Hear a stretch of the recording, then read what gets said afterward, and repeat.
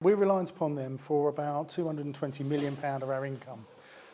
That's effectively coding all of our inpatient activity. That's about 200,000 patients per year.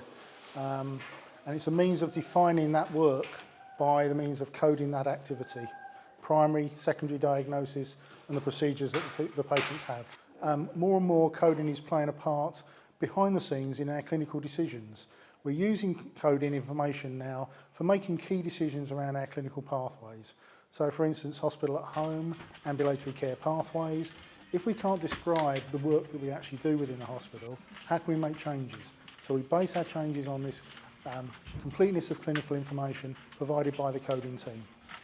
2 years ago, we recognised that we were doing a lot of our activity that we weren't being paid for. So the activity had happened, patients had been treated, discharged and so on, but we weren't being paid for it because the activity hadn't been coded. Now that was principally because of access to clinical records, but it was also due to the staffing levels of the coding department and so on. Now as a result of which, they've looked at their practice, they've looked at their recruitment methods, they've looked at their standards, and they've made changes throughout their department. From a financial perspective, it's made sure that we now have an additional £2 million worth of income. For years, clinical coders have been regarded as working in the back offices, never to be seen, hidden under a pile of clinical records. What they're now doing is getting more out and about on the wards, working with the clinical teams. They're also doing drop-in sessions and coding awareness sessions with frontline staff to make sure people actually understand what coding means.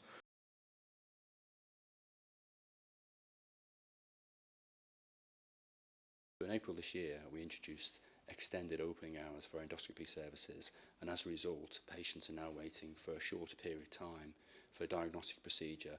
I'm delighted that the endoscopy staff in this trust have been nominated for a Service Improvement Award this year. I think with all the progress that's been made in this service, we've now got JAG accreditation at both the QEQM, Kent and Canterbury, and with a new unit planned for William Harvey, we'll have the same standard of unit there as well. JAG accreditation is like the national kite mark or accreditation standards for a service like this.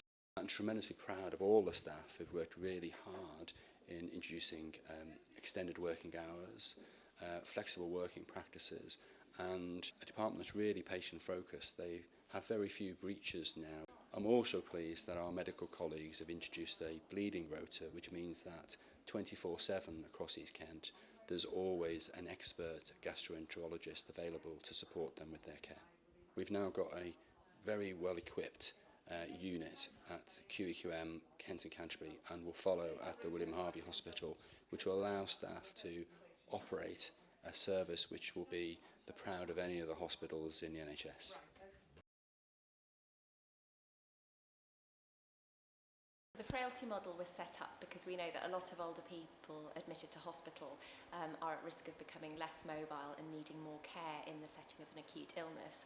And the frailty model was set up to proactively pull these patients from the acute admissions ward into a specialty ward environment where they would get proactive therapies input, goal setting and discharge planning from early on in their admission, rather than the traditional model where patients used to be treated for their acute illness and then undergo a period of rehabilitation. One of the key features of the model is that we have a daily multidisciplinary board round, which is attended by a member of nursing staff, the therapists on the unit, and led by a consultant geriatrician.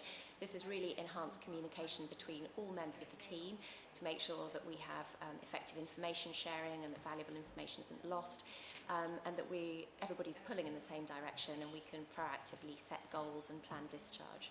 There's less deconditioning, and we optimise an individual's chance of returning to independent living and also reducing their risk of having a prolonged length of stay.